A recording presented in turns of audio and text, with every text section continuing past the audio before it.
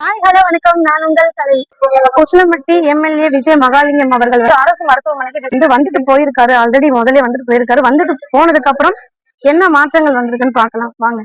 நம்ம பேசுறத கேட்டு தெரிஞ்சுக்கலாம். எம்எல்ஏ வந்துட்டு போயிருக்காரு. அதுக்கப்புறம் உங்களுக்கு ஏதாவது மாற்றங்கள் தெரியுதா? அவருக்கு ஏதாவது சொல்லணும்னு நினைக்கிறீங்களா?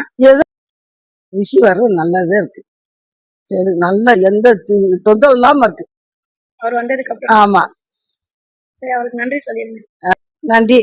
உங்களுக்கு ஏதாவது பிரச்சனைனாலும் சரிங்களா, விஜய் மகாலிங்கம் எம்எல்ஏ இருக்காரு, அவரை பாருங்க.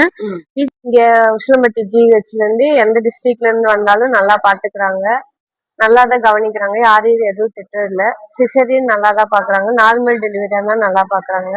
இப்போ எனக்கும் டெலிவரி இங்கே தான் ஆயிருக்கு. 10 நாள் இங்கே தான் இருக்கும். நல்லா தான் பாத்துக்கிறாங்க.